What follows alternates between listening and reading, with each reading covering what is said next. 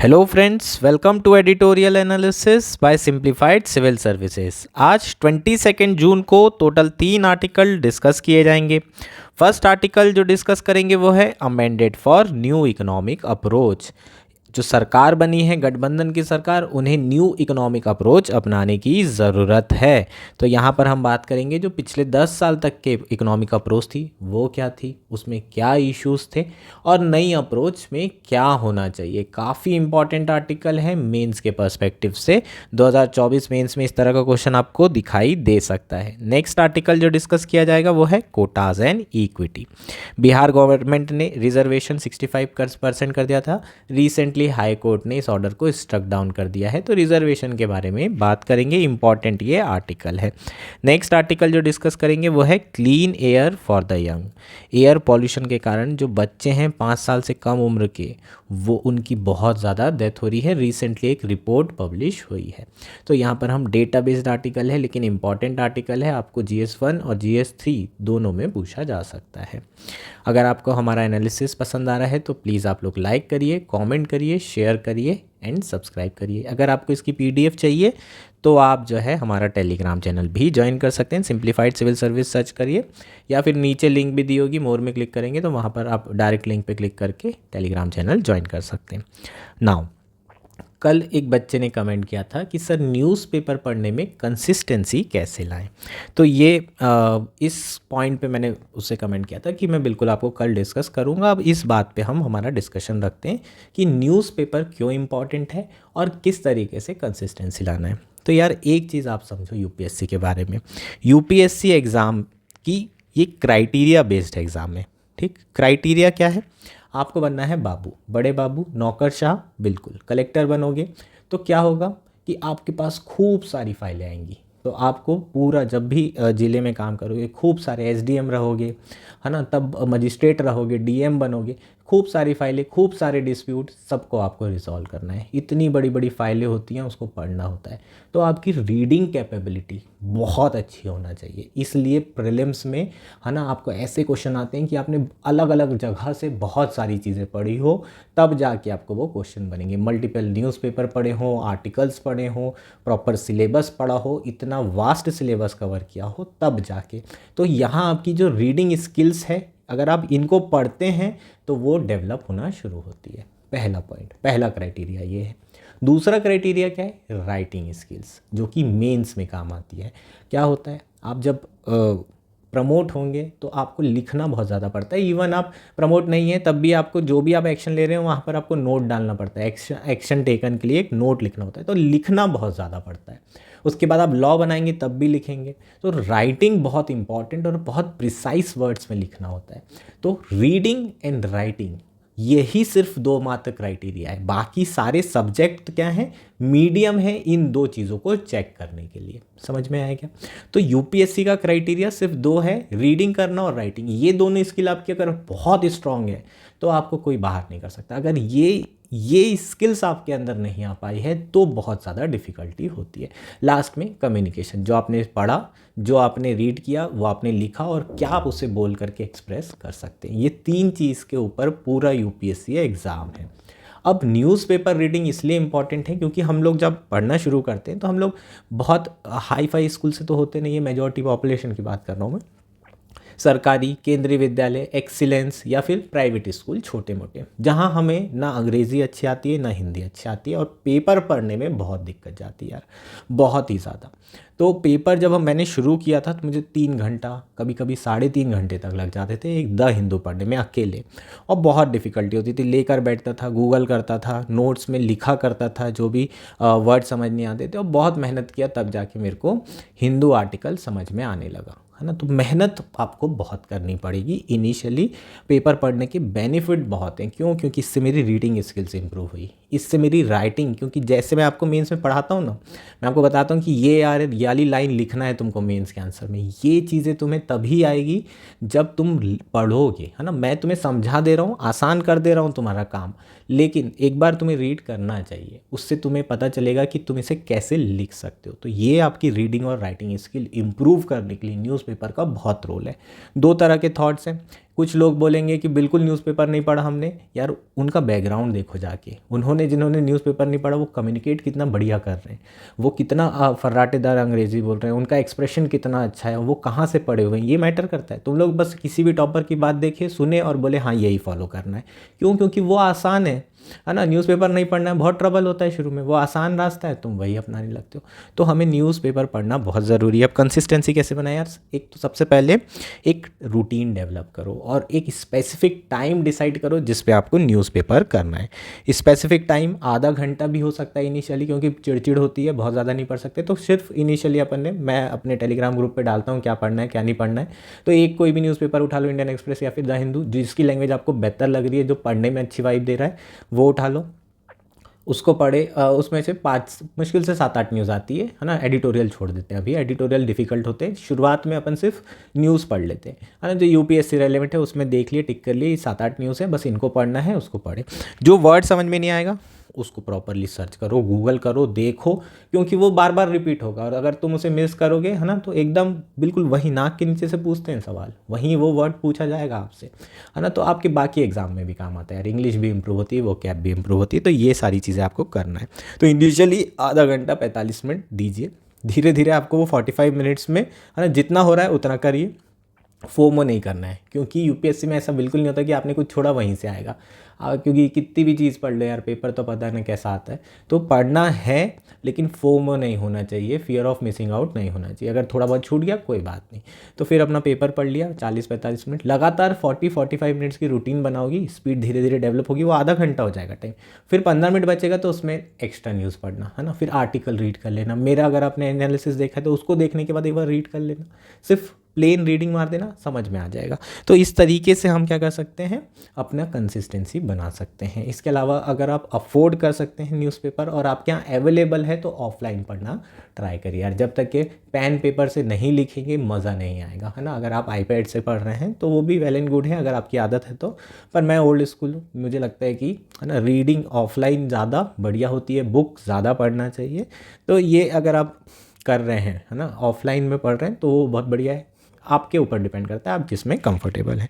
उसके साथ साथ क्रिटिकल थिंकिंग डेवलप करो, है ना। जैसे जैसे आप पढ़ने लगोगे आपकी क्रिटिकल थिंकिंग डेवलप हो जाएगी, हर आर्टिकल से आपके थॉट्स डेवलप होंगे कि क्या प्रॉज है क्या कॉन्स। और यूपीएससी में हर मेंस के क्वेश्चन में pros and cons he important है। ठीक, प्रीलिम्स में न्यूज़पेपर का रोल उतना ज़्यादा नहीं है, क्योंकि कुछ भी आ जाता है, लेकिन मेंस में यार बहुत प्रिडिक्टेबल है, न्यूज़पेपर अच्छे से करना ही करना है। चीज़ें क्लियर है?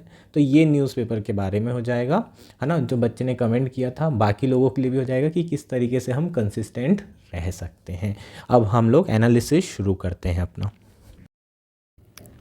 हमारा फर्स्ट आर्टिकल है amended for new economic approach. यह आर्टिकल द हिंदू में आया है, GS3 इकोनॉमी मेंस के पर्सपेक्टिव से काफ़ी इंपॉर्टेंट आर्टिकल है, प्रीलिम्स के पर्सपेक्टिव से भी इक्वली इंपॉर्टेंट है। जो कंसेप्चुअल पार्ट है वो प्री में पूछा जा सकता है, तो प्री और मेंस दोनों एस्पेक्ट से कवर करेंगे।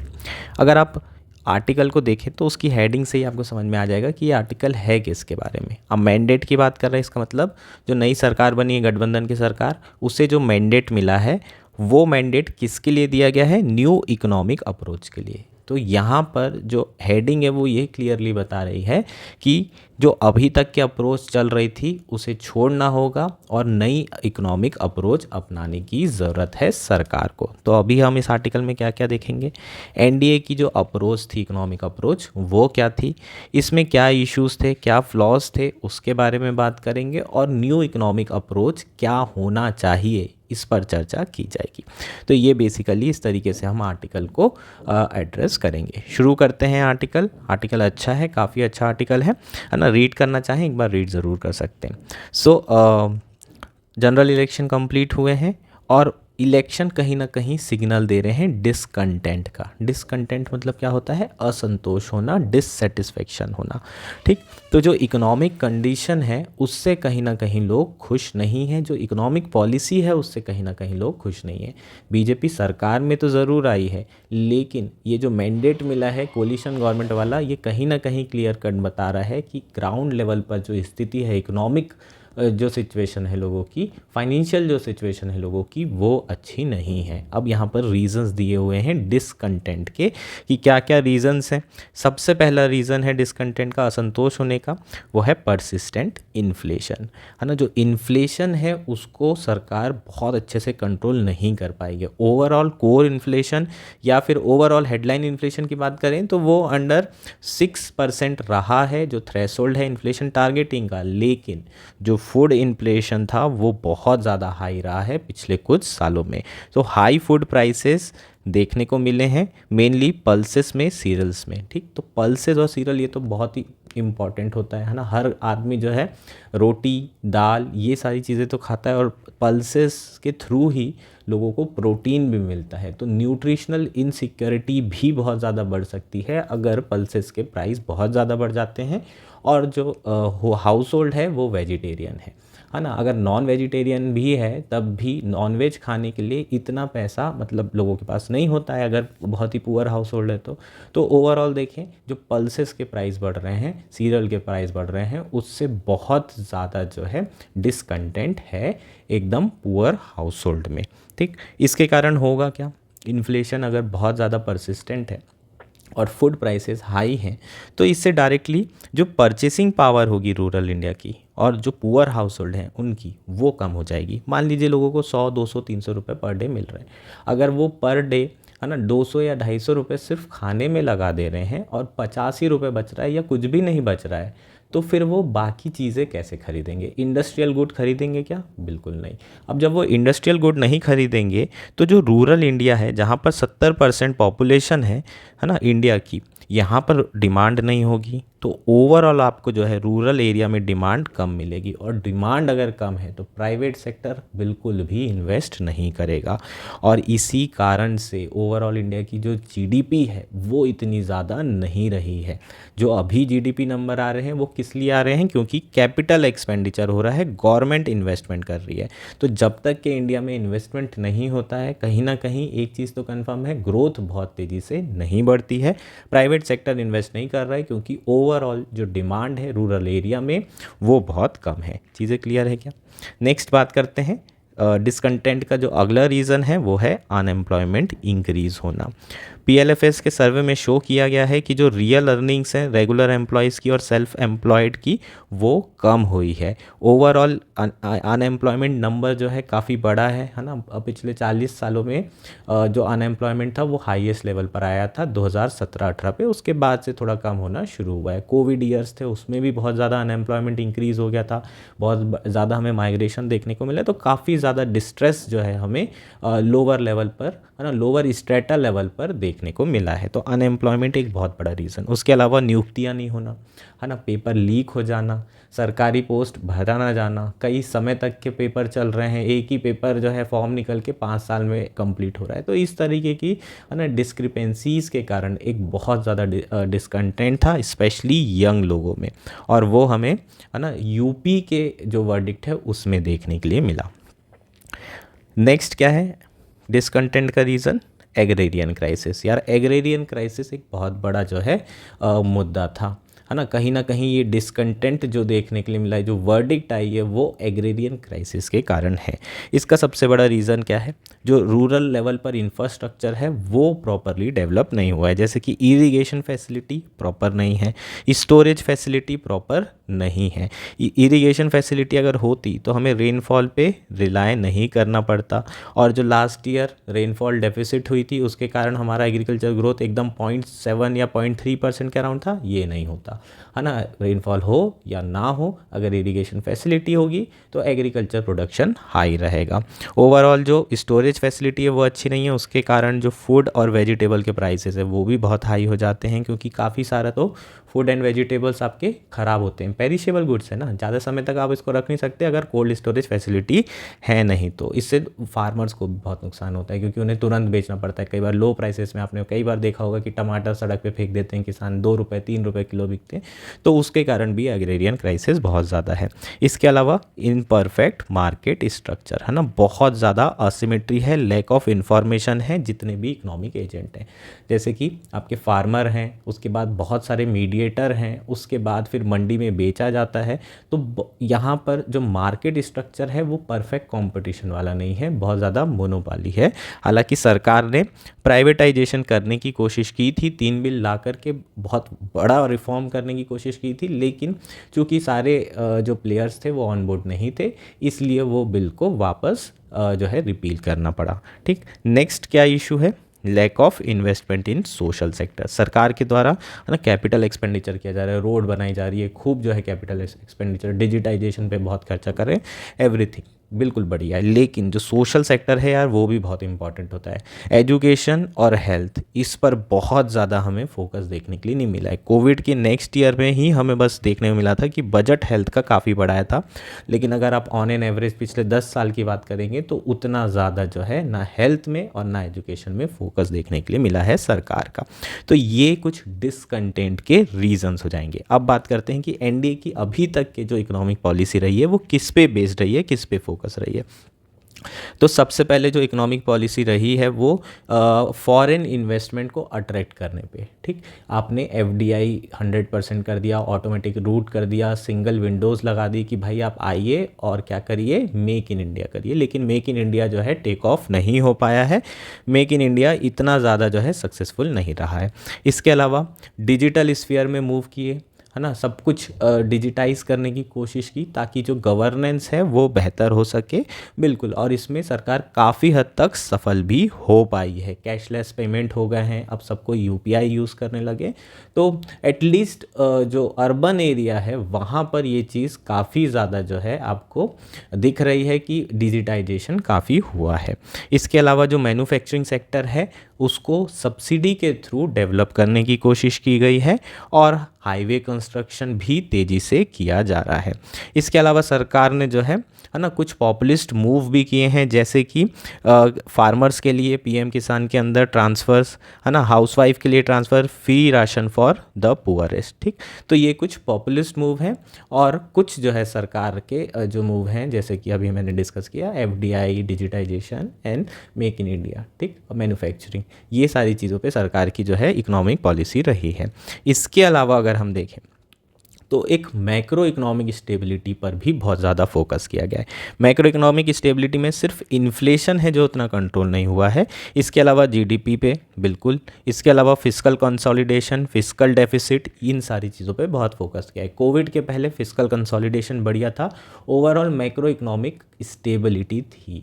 पर एक चीज़ है ना पिछले 10 साल में ये बताती कि macro economic stability sufficient condition नहीं है ग्रोथ होने के लिए, डबल डिजिट ग्रोथ अचीव करने के लिए, क्योंकि कोविड-19 के पहले से ही जो इंडिया की ग्रोथ है वो 4.5% के अराउंड आ चुकी थी। 2016 से 19 तक के जो ग्रोथ है वो लगातार गिरना शुरू हो गई थी और फिर कोविड आया और उसके बाद फिर जो कोविड के बाद से जो ग्रोथ है वो बढ़ना इंक्रीज़ हुई है। और जो ग्रोथ बढ़ रही है वो भी कैपिटल इन्वेस्टमेंट, सरकार के द्वारा जो कैपिटल इन्वेस्टमेंट किया जा रहा है उसके कारण बढ़ रही है। तो एक चीज़ तो श्योर है कि सरकार ने रिफॉर्म्स बहुत किए और मैक्रो इकोनॉमिक स्टेबिलिटी कोशिश की एंश्योर करने की, लेकिन उसके बावजूद भी जो ग्रोथ है वो उस लेवल तक नहीं बढ़ी है ना, वो रिफ्लेक्ट नहीं हो रहा है हमारी इकॉनमी में कि ये रिफॉर्म से बहुत ज़्यादा फ़र्क पड़ा हो। चीज़ें क्लियर है। तो एक चीज़ यहाँ पर और कंफर्म हो रही है कि इन्वेस्टमेंट के कारण ही ग्रोथ हो रही है और यहाँ पर सरकार इन्वेस्ट कर रही है इसलिए अभी 8% ग्रोथ हो गई, लेकिन ये हमेशा सस्टेनेबल नहीं है। सरकार का इन्वेस्टमेंट, प्राइवेट इन्वेस्टमेंट नहीं होगा जब तक के, तब तक के ग्रोथ नहीं हो सकती। और प्राइवेट इन्वेस्टमेंट कब होगा? जब तक के एग्रीगेट डिमांड नहीं बढ़ती। और एग्रीगेट डिमांड कब बढ़ेगी? जब रूरल एरिया में है ना जो फूड इन्फ्लेशन है वो कम होगा और उनके पास एक्स्ट्रा पैसे बचेंगे। एक्स्ट्रा पैसे बचेंगे तो फिर वो क्या करेंगे? खर्चा करेंगे और फिर जो इंडस्ट्रियल गुड है उसकी डिमांड बढ़ेगी and then private investment increase हो सकता है। चीज़ें क्लियर है। तो ये एनडीए सरकार की अभी तक की नीति है। अब इसमें कुछ बदलाव करने की ज़रूरत है। क्या अप्रोच चेंज करने की ज़रूरत है वो देख लेते हैं। 3 पॉइंट्स यहाँ पर बताए हैं, 3 प्रेशर पॉइंट्स यहाँ पर बताए हैं जिस पे सरकार को फोकस करने की ज़रूरत है। ठीक, पहला क्या है? एग्रीकल्चर पे ध्यान देना पड़ेगा। प्रमोशन ऑफ मिलेट्स के अलावा अगर हम देखें तो एग्रीकल्चर ज़्यादातर नेग्लेक्ट किया है पिछली एनडीए सरकार ने। बिल्कुल 3 रिफॉर्म बिल लेकर ज़रूर आए थे लेकिन वो रिपील कर दिया गया। और मैंने आपको पहले भी बताया कि जस्ट रिफॉर्म लाने से सफिशिएंट कंडीशन नहीं बन जाती है कि ग्रोथ होगी, है ना। उसके बाद आपको बहुत सारी एक्स्ट्रा चीज़ें भी करनी पड़ती है, जैसे कि आपने एफडीआई ले आए, एफडीआई 100% कर दिए, लेकिन अब मान लीजिए कि बाहर से कंपनी आ रही तो क्या देखेगी, लैंड की कॉस्ट क्या है, उसके बाद देखेगी इलेक्ट्रिसिटी 24 घंटे है कि नहीं, उसके बाद देखेगी कि पानी की व्यवस्था है कि नहीं, तभी तो वहाँ प्लांट लगाएंगे, पानी के बिना तो हो नहीं सकता। तो ये सारी चीज़ें, है ना, बेसिक चीज़ें अभी भी सरकार नहीं प्रोवाइड कर रही है। बस एफडीआई ले, रिफॉर्म्स करना सफिशिएंट कंडीशन नहीं है ना। उसके अलावा भी आपको बहुत सारी चीज़ें प्रोवाइड करना है, कंड्यूसिव एनवायरनमेंट प्रोवाइड करना पड़ता है, तब जाके आपका क्या होता है, ग्रोथ होती है। तो ओवरऑल जो एग्रीकल्चर है उसमें रिफॉर्म्स तो किए गए, लेकिन उसके बावजूद भी वीट प्रोडक्शन बहुत ज़्यादा नहीं बढ़ा है, पल्सेस के प्राइसेस बहुत ज़्यादा बढ़े हैं। इनफैक्ट पल्सेस की अगर हम देखें तो इंपोर्ट करना पड़ता है हमको, है ना। अभी हम सेल्फ सफिशिएंट नहीं है। सरकार ने कोशिश ज़रूर की थी पल्सेस में प्रोडक्शन बढ़ाने की, लेकिन आज भी जो है हमको बहुत ज़्यादा पल्सेस क्या करना पड़ रहा है, इंपोर्ट करना पड़ रहा है। ऑयल की बात करें तो उसे भी इंपोर्ट करना पड़ रहा है। तो सरकार को बहुत ज़्यादा फोकस करना पड़ेगा रूरल इंफ्रास्ट्रक्चर पे, है ना। जैसे कि आप कोल्ड स्टोरेज फैसिलिटी बनाइए, है ना। कोल्ड स्टोरेज फैसिलिटी होगी तो फूड और वेजिटेबल प्रॉपर स्टोर हो पाएंगे, फार्मर्स को अच्छी कीमत मिल पाएगी, और जो नुकसान हो रहा है ये सारी चीज़ों के पेरिशेबल आइटम के ख़राब होने से वो नहीं होगा। Overall win win for all, है ना। और फ्रूट्स एंड वेजिटेबल्स से माइक्रो न्यूट्रिएंट्स भी लोगों को मिलते हैं, तो न्यूट्रिशनल सिक्योरिटी भी इंश्योर होगी। तो ये जो पल्सेस का प्रोडक्शन है और कोल्ड स्टोरेज फैसिलिटी और इरिगेशन फैसिलिटी, इस पे ध्यान देना होगा, रूरल इंफ्रास्ट्रक्चर पे ध्यान देना होगा। तो फर्स्ट प्रायोरिटी ये होना चाहिए, फर्स्ट प्रेशर पॉइंट ये होना चाहिए। नेक्स्ट प्रेशर पॉइंट है इंडियन रेलवे से रिलेटेड। अगर आप इंडियन रेलवे अभी आप ट्रैवल कर रहे होंगे तो आप देखेंगे कि मेजॉरिटी जो आपके कोच हैं वो AC3 के हो गए हैं, स्लीपर के कोचेस बहुत कम हो गए हैं, और उसके अलावा जनरल तो बिल्कुल ना के बराबर है, और इनके प्राइसेस बहुत ज़्यादा बढ़ गए हैं यार टिकटों के।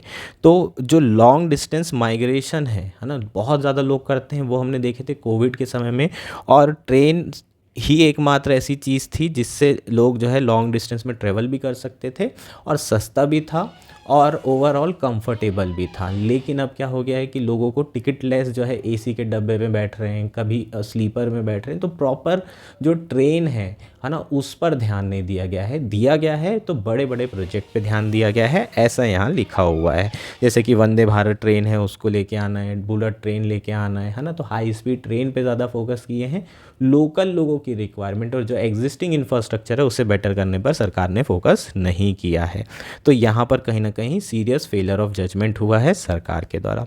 तो इसे इम्प्रूव करने की ज़रूरत है, इस पर ध्यान देने की ज़रूरत है, ताकि लोगों का एक जगह से दूसरी जगह जो माइग्रेशन है वो ईजी हो जाए, है ना। ये डे टू डे एक्टिविटी वाली चीज़ है, ये आपकी, है ना, लाइफ में यही इंपॉर्टेंट है कि आप यहाँ से यहाँ ट्रैवल कर रहे हैं फिर अपने काम पे जा रहे हैं। तो ये बहुत इंपॉर्टेंट आस्पेक्ट है। थर्ड प्रेशर पॉइंट क्या है, water supply situation in mega cities. ये बहुत ज़्यादा स्ट्रेंड है, ठीक है। तो इस पर भी फोकस करने की ज़रूरत है। जब तक वाटर अवेलेबिलिटी नहीं होगी, कोई भी बड़ी कंपनी, है ना, उस सिटी में बिल्कुल चांसेस कम है, अनलेस वो IT सेक्टर की हो। अगर बड़ी फैक्ट्री है तो वो बिल्कुल भी उस सिटी में नहीं आएंगे, बिल्कुल भी चांस ही नहीं है। आप कितना भी FDI का तो टैक्स भी नहीं दे दो, तब भी जब तक वाटर अवेलेबिलिटी नहीं है तब तक के आपकी जो कंपनियां हैं वो नहीं आने वाली है। ऊपर से जो लोग शहरों में आ रहे हैं उन्हें भी पानी की व्यवस्था ज़रूरी है। तो कहीं ना कहीं सरकार को जो वाटर स्ट्रेस हो रहा है उस पर ध्यान देने की ज़रूरत है। वाटर स्ट्रेस के कारण इकोनॉमिक पोटेंशियल तो जो है क्रिपल होगा ही, इसके साथ साथ सोशल हार्मनी को भी खतरा है। तो जो नल से जल वाला जो ड्रीम है वो अभी बहुत डिस्टेंट ड्रीम लग रहा है, तो इस पर भी सरकार को फोकस करने की ज़रूरत है।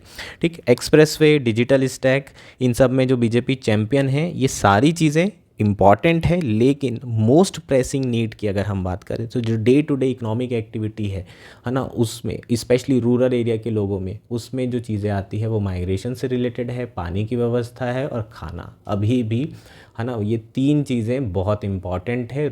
सो इंडिया को फिज़िकल इंफ्रास्ट्रक्चर, सोशल इंफ्रास्ट्रक्चर और डिजिटल इंफ्रास्ट्रक्चर तीनों की ज़रूरत है। सरकार फिज़िकल कुछ हद तक के कर पा रही है, सोशल थोड़ा इग्नोर्ड है, और रूरल इंफ्रास्ट्रक्चर भी इग्नोर्ड है, और डिजिटल इंफ्रास्ट्रक्चर में अच्छा काम किया जा रहा है ना। तो जो इग्नोर्ड है उस पर ध्यान देने की ज़रूरत है अगले 5 सालों में, और तभी जो है 2047 तक के इंडिया विकसित भारत बन सकता है।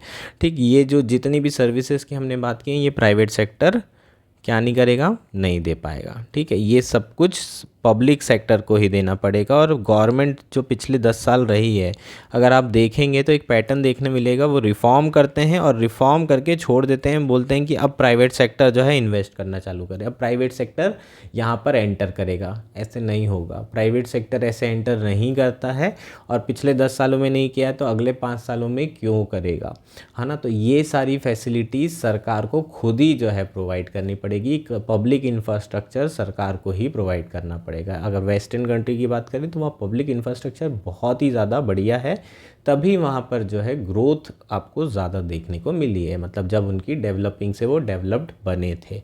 ठीक, तो ये चीज़ें जो है सरकार को करनी हो। नेक्स्ट और आज का लास्ट आर्टिकल है clean air for the young. यह आर्टिकल इंडियन एक्सप्रेस में आया है। GS1 GS3 मेंस के पर्सपेक्टिव से इम्पॉर्टेंट है। आर्टिकल की थीम क्या है, चिल्ड्रन एंड एयर पॉल्यूशन। ठीक, तो आपको चिल्ड्रन जो है वनरेबल सेक्शन ऑफ सोसाइटी है, एयर पॉल्यूशन से उसे लिंक करके GS1 में भी पूछ सकते हैं और GS3 में भी आ सकता है ना। नॉर्मल क्वेश्चन भी आएगा तो उसमें आपको children as a stakeholder अलग से लिखना होगा, है ना। जो वनरेबल सेक्शन है, जैसे प्रेग्नेंट वुमेन होती हैं, चिल्ड्रन होते हैं, एल्डरली होते हैं, ये अलग अलग आपको स्टेक होल्डर्स को एड्रेस करना होता है मल्टी डायमेंशनल आंसर लिखने के लिए। ये सारी चीज़ें आपको ऐसे में भी हेल्प करेगी। ठीक, तो ये आर्टिकल डेटा बेस्ड आर्टिकल है, और डेटा और इन्फॉर्मेशन इंपॉर्टेंट होती है मेंस में आंसर लिखने के लिए। प्रीलिम्स में भी पूछ लिया जाता है, आजकल बहुत फैक्चुअल चीज़ें आ रही है प्रीलिम्स में, तो इसलिए प्री के पर्सपेक्टिव से भी देखेंगे। नाउ आर्टिकल शुरू करते हैं। Recently state of global air report release हुई है, जिसमें शो हो रहा है कि air pollution has become the second leading global risk factor for death. और मोर अलार्मिंग फाइंडिंग क्या है, जो 2021 का डेटा यहाँ पर इस रिपोर्ट में दर्शाया गया है, उसमें यह पता चला है कि 8.1 मिलियन लोगों की जान एयर पॉल्यूशन के कारण हुई है। उसमें से 7,09,000 ऐसे बच्चे हैं जिनकी उम्र 5 साल से कम है। तो air pollution is the second leading risk factor for death among children below the age of 5। ये बहुत अलार्मिंग डेटा है। अगर हम सिर्फ इंडिया की बात करें तो इंडिया में एयर पॉल्यूशन के कारण 2.1 मिलियन लोगों की डेथ हुई है, और इसमें लगभग 1,69,400 जो बच्चे हैं वो किसके कारण मरे हैं, एयर पॉल्यूशन के कारण मरे। तो इंडिया ऐसा स्टेट है जहाँ पर सबसे ज़्यादा जो है अंडर 5 चिल्ड्रन की डेथ हुई है ड्यू टू एयर पॉल्यूशन, बाकी सारी कंट्री के कंपैरिजन में। सो ये डेटा इंडिया के लिए यार, और ओवरऑल है ना, सारे स्टेट्स, सारे नेशन के लिए बहुत ही अलार्मिंग डेटा है, आने वाली जनरेशन के लिए बहुत अलार्मिंग डेटा है। क्यों, वेस्टर्न कंट्री की बात करें तो वहाँ तो बच्चे ही नहीं हो रहे, है ना, वैसे ही एज डिक्लाइनिंग हो रही है, तो पॉपुलेशन वैसे ही डिक्लाइन हो रही है। तो वेस्टर्न के लिए तो जो बच्चे हो रहे हैं उनको तो बचाना पड़ेगा ना, तो वेस्टर्न कंट्री को ध्यान देना। इंडिया में बहुत हो रहे हैं बिल्कुल, नो डाउट, लेकिन आने वाली समय में पॉपुलेशन स्टेबल हो रही है, फर्टिलिटी रेट कम हो रहा है, और जो पॉपुलेशन है उसे बचाना बहुत ज़रूरी है। यही आपके ह्यूमन रिसोर्स बनेंगे आगे चल के, है ना। अगर ये किसी भी कारण से ये या फिर कमज़ोर रह जाते हैं, बीमार रह जाते हैं, तो फिर बहुत प्रॉब्लम हो जाती है पेरेंट्स को भी और बच्चों को भी। ठीक, तो इनको हेल्दी रखना बहुत इम्पॉर्टेंट है, फ्यूचर है हमारा। तो पिछले 2 दशक में अगर बात करें तो पूरे पॉल्यूशन जो है ठंड के समय में एकदम भयानक रहता है। दिल्ली में आ जाओ तो सांस लेने की दिक्कत हो जाती है, और जो मेजर्स लिए जा रहे हैं एकदम हल्के फुल्के, ऑड इवन कर देते हैं। कभी बोले कि पानी छिड़क दो, ऊपर से स्प्रेइंग कर दो, कभी बोले कि चलो अपन आउट सीडिंग करवा देते हैं और आर्टिफिशियल रेन करवा देते हैं। तो ये सब सारे ऐसे मेजर्स लिए जा रहे हैं। प्लान भी बनाए गए हैं, ग्रेडेड रिस्पॉन्स एक्शन प्रोग्राम बनाया गया था दिल्ली में पूरे NCR के लिए, पर क्या वो हो रहा है प्रॉपर इम्प्लीमेंट? क्या उससे हमें इम्पैक्ट देखने को मिल रहा है? अभी भी दिल्ली में आ जाओ 350-400 AQI आपको मिलेगी। ठंड के समय में 500 550 होता है। सांस लेने की दिक्कत हो जाती, गैस चैम्बर बन के रह जाता है। ये सिर्फ एक दिल्ली की बात कर रहा हूँ। अभी अगर आप रिपोर्ट देखेंगे तो ऑलमोस्ट सारी 2 टायर सिटी, इवन जो छोटे छोटे डिस्ट्रिक्ट प्लेसेस हैं वहाँ आपको AQI 200-250 तक पहुँचते हुए दिख रहा है। तो जो हेल्दी AQI है 60 और 100 PM2.5 और PM10 की वैल्यू, ये बहुत समय तक के मुझे लग रहा है बहुत समय से लोगों को मिला ही नहीं है, और हेल्दी एयर लोगों को मिल नहीं रही है, और इससे डायरेक्टली लोगों को कई तरह की बीमारी हो सकती है। सबसे ज़्यादा वनरेबल सेक्शन कौन है? बच्चे हैं। सबसे ज़्यादा वनरेबल सेक्शन बच्चे क्यों हैं? क्योंकि उनके पास इतनी इम्यूनिटी नहीं होती है। जितना वज़न नहीं है उससे ज़्यादा तो वो पॉल्यूटेंट इनहेल कर रहे हैं। उनका जो ऑर्गन्स हैं वो पूरी तरीके से डेवलप नहीं है। उनकी जो बॉडी डिफेंस मैकेनिज़्म है वो इतनी स्ट्रांग नहीं है, और ऐसे में बच्चे सबसे ज़्यादा वनरेबल सेक्शन होंगे। और मैं यहाँ अंडर 5 एज के बच्चों की बात कर रहा हूँ। तो ऐसे में उनको अस्थमा जैसे इश्यूज़ हो सकते हैं, अपर रेस्पिरेटरी ट्रैक्ट इन्फेक्शन हो सकता है, चाइल्डहुड लुकेमिया हो सकता है, और हाई ब्लड प्रेशर जैसी प्रॉब्लम्स हो सकती हैं, और अल्टीमेटली डेथ भी हो सकती है। चीज़ें क्लियर है क्या? तो ये सब सारी चीज़ें जो है पॉल्यूशन के कारण हो रहा है, और हमें जो है एक कॉम्प्रिहेंसिव पॉलिसी की ज़रूरत है ना। ग्रीन टेक्नोलॉजी की तरफ स्विच करना, पब्लिक ट्रांसपोर्ट की तरफ स्विच करना, अर्बनाइजेशन हैपहज़ार्ड मैनर में हो रहा है वो नहीं होना चाहिए, प्रॉपर ग्रीन स्पेस होना चाहिए, बच्चों के लिए जो है गार्डन होने चाहिए। ये सारी चीज़ें आपकी पॉलिसी होना चाहिए। ऐसे नहीं कि बस पॉल्यूशन आया तो पानी छिड़क दो, बोल दो कि चलो ठीक है हम तो अपना रेन करवा देते हैं, आर्टिफिशियल रेन। ऐसे नहीं हो पाएगा। कभी और गाड़ी चला दो, कभी इवन ऐसे नहीं हो पाएगा। एक प्रॉपर स्टेप्स, आपको प्रॉपर पॉलिसी, इवन लेजिस्लेशन की भी ज़रूरत है पॉल्यूशन को डील करने के लिए। चीज़ें क्लियर है क्या? ये बेसिकली हमारा आर्टिकल था। होपफुली आर्टिकल आपको पूरा क्लियर हो गया होगा। That's it for today. Thank you and enjoy your day.